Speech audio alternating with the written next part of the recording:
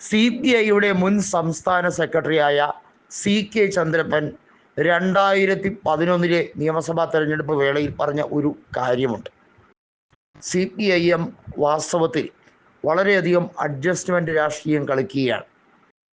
അന്ന് പിണറായി വിജയൻ 2006 വിജയിച്ച VS അച്യുതാനന്ദനെ മാറ്റി നിർത്താൻ ഒട്ടനവധി കളികൾ കളിച്ചെങ്കിലും അതൊന്നും നടന്നില്ല. AKG സെന്ററിൽ കല്ലേറ് വരെ ഉണ്ടായ സമയമാണ്. പാലൊളിയെ മുഖ്യമന്ത്രി സ്ഥാനത്തേക്കാക്കി ഒരു പാവഭരണം നടത്താൻ വരെ പിണറായി വിജയൻ വലിയ രീതിയിൽ കച്ചകെട്ടിയ സമയമായിരുന്നു അത്. അതുകൊണ്ട് തന്നെ VS അച്യുതാനന്ദന് ഭരണ തുടർച്ച ഉണ്ടാകരുത് എന്നുള്ളത് പിണറായി വിജയന്റെ ലക്ഷ്യമായിരുന്നു. പിണറായി വിജയന്റെ നേതൃത്വത്തിൽ അതിനുവേണ്ടിയുള്ള തീവ്രമായ ശ്രമങ്ങൾ നടത്തിയിരുന്നു എന്നാണ് പിന്നീട് വ്യക്തമാകുന്ന സാഹചര്യമുണ്ടായത്. എന്നാൽ പിണറായി വിജയന്റെ ഈ ധാർഷ്ട്യവും ധിക്കാരവും അന്ന് മുതൽക്കേ CK ചന്ദ്രപ്പൻ എന്ന നേതാവിന് നന്നായി അറിയാമായിരുന്നു എന്നുള്ളതാണ്.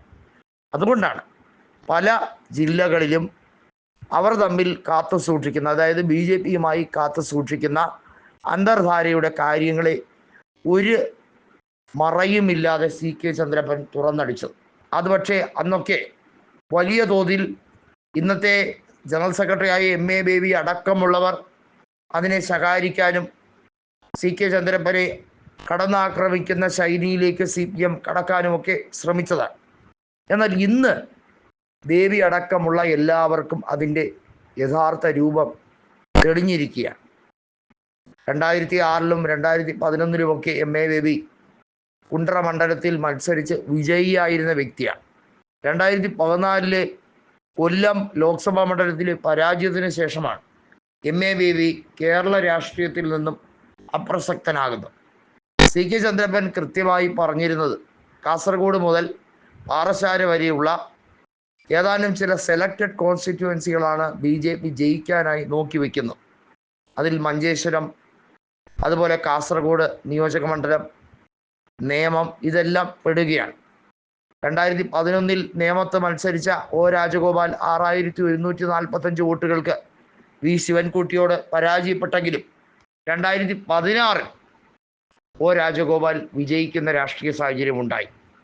പക്ഷേ അവിടെ അന്ന് സംഭവിച്ചത് UDFന് കൃത്യമായി ഒരു കരുത്തുറ്റ സ്ഥാനാർത്ഥി ഇല്ലാത്തത് കൊണ്ട് തന്നെ V സുരേന്ദ്രൻ പിള്ളയായിരുന്നു 2016 UDF സ്ഥാനാർത്ഥിയായി മത്സരിച്ച അദ്ദേഹത്തിന് ആകെ ലഭിച്ചത് 13,000 വോട്ടുകളാണ്.